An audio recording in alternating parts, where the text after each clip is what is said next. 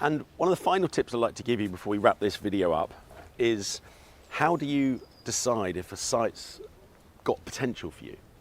You know, what are you going to turn it into? How do you do that? I mean, that's a very creative process.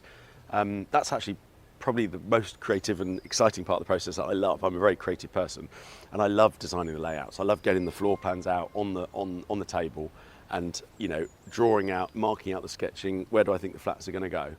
Now, what's key? The first thing I go to when I'm sourcing a site, the first thing before even going to see it, is I'd see if they've got floor plans.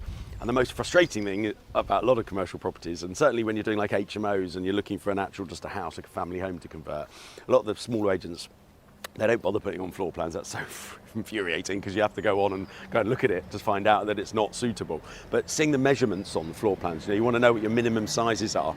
For a good double bedroom, in an HMO, you probably want to be sort of 12, 13, 14 square meters if you can get it. The minimum, of course, is 6.51 square meters for an HMO room, not including the ensuite. But that's pretty tiny. Unless you've got an existing building or you're in an area where that will rent well, you want to be trying to push your bedroom size up to a decent level. Certainly 10 square meters plus an ensuite. Another couple of square meters is an okay double room. And so how do you assess that? Well, I guess you could get an architect. What you need is a friendly architect that's prepared to sketch you stuff up quite cheaply, because you can't be sketching stuff up on every development.